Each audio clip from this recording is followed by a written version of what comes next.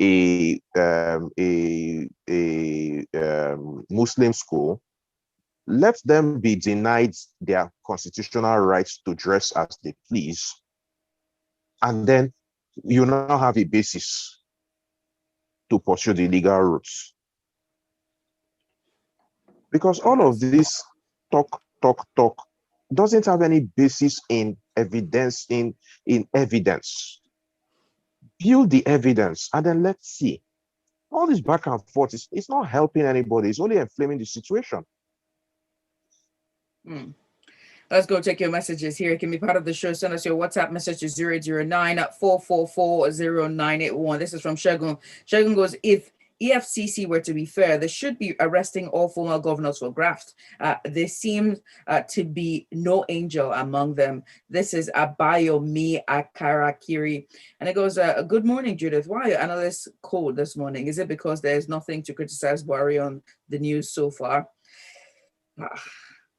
More messages. This is Yemi from Marina, and it goes, good morning, team. The Yorubas have a saying, a witch cries yesterday night and a baby dies in the morning. Who is in doubt that the witch killed the baby? Okorocha is about to go through what Saraki and others have experienced. May the force be with him.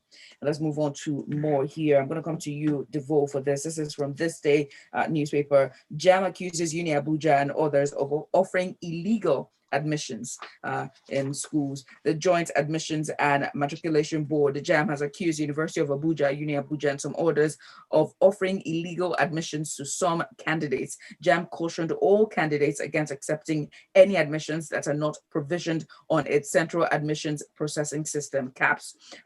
JAM's head of public affairs and protocols, Mr. Fabian Benjamin, said any admission done outside CAPS was an illegitimate admission that would not be sanctioned by the examination board. DeVoe. Well, yes, it's JAM warning candidates and speaking to them on developments which they are not in agreement with, and they said it's unacceptable that some universities, and they named Uni Abuja. I don't understand why they didn't name the rest. Maybe their case is worse in issuing acceptance letters, which these candidates have to pay for. So they were saying that if your admission was not provisioned on the central admission system, which is the system they implemented to increase the transparency with the admission process, that it would be sanctioned. Now, now they said such admissions were null and void, and that asking candidates to pay for them was illegal. Now, they did mention that the authentication for that admission comes with when you accept and you get your admission printed from the CAP system, all right? Now, otherwise, the admission stands as fake. Now, what is not stated here is how JAM intends to enforce this. Yes, there's been this ongoing rift for some time now in terms of school autonomy and how schools can determine who comes in and how they come in.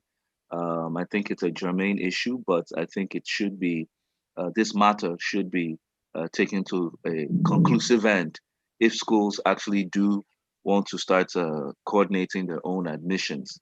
Obviously, it's a revenue generating opportunity for the schools, but at the moment, they're still currently run via the admission system of JAM. Now, we don't know how this would be enforced because, or the sanctions that they were referring to. Is this a sanction to the school or is it a sanction to the students in terms of maybe by the time you graduate, your transcript would not be honored, or maybe JAM would come into the schools to carry out an audit? It's not stated here, but it is an ugly development which needs to be hedged sooner than later. Sooner than later. For Indeed. students to be going on a false impression that they have an admission just to be told that it's illegal, it's not authentic. Nice. Let's move on to Vanguard newspaper. This is Boko Haram recaptures Borno local government and scores feared dead. Cheta, I'm coming to you for this one. So, suspected members of the Boko Haram on Tuesday evening invaded Damasak, the headquarters of Mobar local government area of troubled Borno state, and wreaked havoc without confrontation. This time around, the armed insurgents raised down the divisional police command, school and shops, and as well as residential houses as they hoist their flags in strategic locations. Cheta.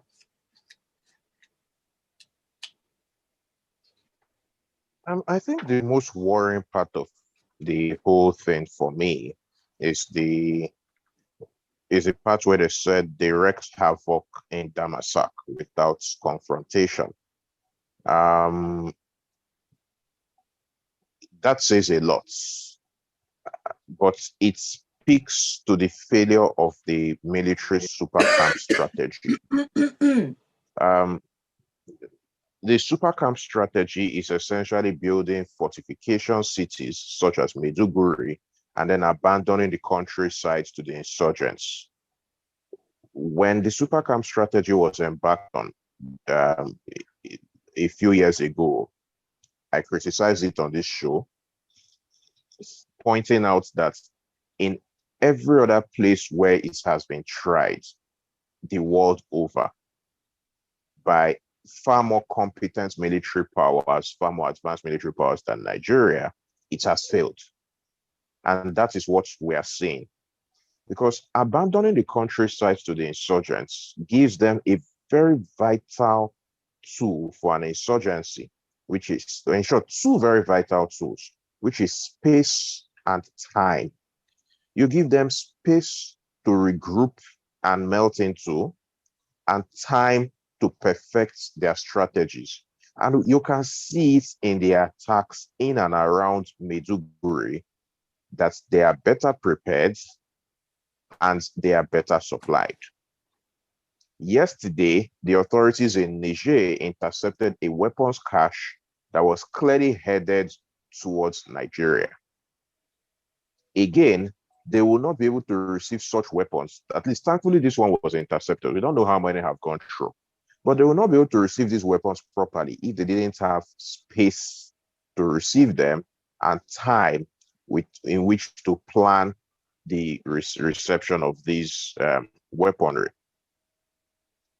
Another very good example of the failure of this was the recent downing of a Nigerian Air Force jet. It's important to point out that Boko Haram lied in their propaganda video where they said they shot the plane down. I think all the available information suggests that the plane crashed as a result of mechanical issues. But having said that, up until now, this is almost 2 weeks later, we still haven't been able to secure the crash sites and recover the bodies of the pilots, which tells you a lot about who is in control of the area in which the plane went down. Despite numerous claims by the government and the military that it has defeated the insurgency, we have continued to come under attack from the terrorists. And in the process, we've lost scores of soldiers. The numbers of soldiers lost has been frequently downplayed. And the appointment of the new service chiefs has not led to a change in the ground games. What's the effect of all this is it makes the military less mobile, creates vast swaths of operational areas for terrorists to remain in force. I don't know what to do again or what to say again, because it's clear that there are people on our side, on the Nigerian side, who don't want this to end for whatever reason.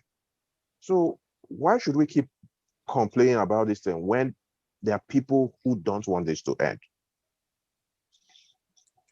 And that's that. Let's move on to this story here from a Vanguard newspaper. Oh, sorry, I beg your pardon, from Punch. Ogun State health workers on Tuesday condemned the high level of insecurity in the state and lamented that all parts of the state were becoming unsafe. The state's chapters of the National Association of Nigerian Nurses and Midwives, as well as the Nigerian Medical Association, stated this in separate interviews with the Punch while explaining their decision to begin a strike at 12 midnight on Tuesday. seems like strikes and insecurity seems to be the theme for today. But DeVoe, your thoughts on this story? Well, still on the issues of insecurity, which have become commonplace in the country at the moment. In this case, the state chapter of the Nigerian Medical Association in Ogun State are downing their tools, both doctors and nurses, on the accounts of insecurity.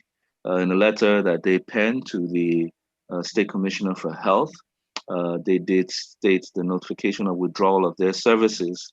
And in their words, since it was evident that the security of lives and property were way outside the control of government.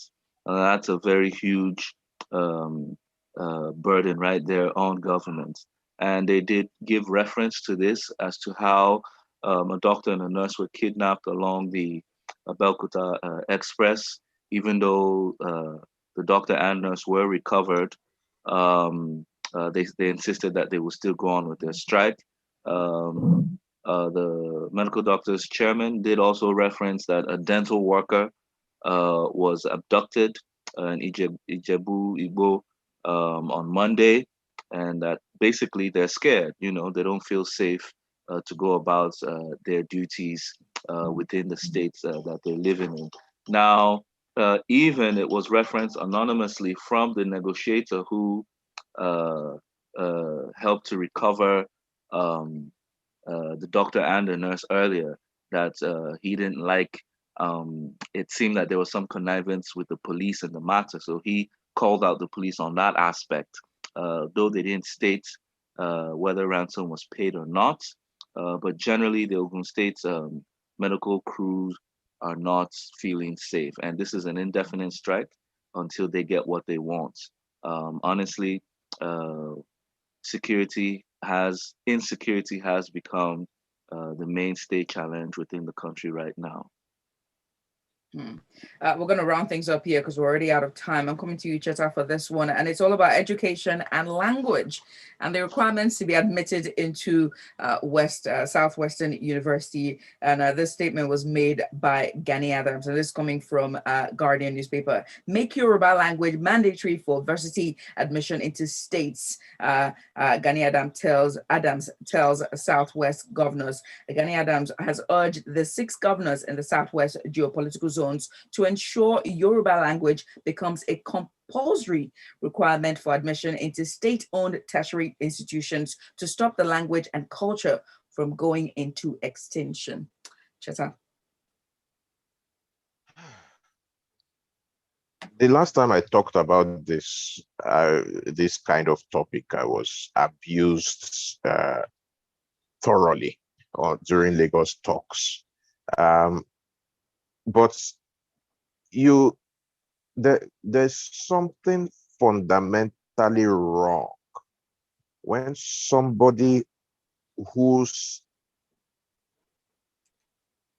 highest qualification is an apprenticeship in furniture making and interior decoration, and his path to power was through violence, now telling us how to run universities.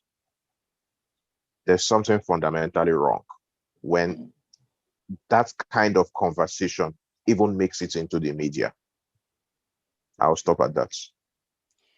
And let's take messages here. This is Egwono, and she goes, good morning. This is Egwono. That's a brilliant suggestion, Cheta, as per CAN changing its tactics on this matter. It should be deeply considered, and let's hope a few parents will agree to this. From I beg to disagree with DeVoe and the Constitution on the subject of hijab. Every school has its uniform. Why don't schools stick to their traditional uniform? Why introduce hijab? I look at it as religious imposition to now introduce hijab to a school that has over the years had its uniform. Abina had hijab, then they take learn. If you want to wear hijab, go to the mosque or go to an Islamic school. I support CAN. And this last message as we leave, this is Toyi Salman. And she goes, Cheta does not like to be seen as unnecessarily criticizing for its sake. His take on the 1 megawatt gas initiative glaringly proves that. I saw no articulate point he made. Cheta, I want to reply to that. No, there's no point. And that brings us to the very Before end of you the show. respond, Cheta responded to the hijab matter, not me. No, I'm talking of the gas issue there, where she said that. It's pointless. Me responding to that message is pointless. Let them see some of these things is patience. Let them go ahead and do the thing, and then we'll come back in 5 years' time and we'll talk about whether it has been a success or not. It's pointless. Let's go on. I don't know why you're asking me to respond to some ignorant person. No, we can't say that on air. But Cheta, thank you so much for joining us. And DeVoe, thank you for being part of the show. You can follow DeVoe and Cheta. Cheta is at Chickstar on Twitter. And of course, DeVoe is at DeVoe Okorie on Twitter. Join us at 8:15 for The Locker Room. Tegar Supreme joins me then inside the world of sports. This is Smooth Breakfast. Good morning. The headlines, the stories, the news, in-depth analysis of national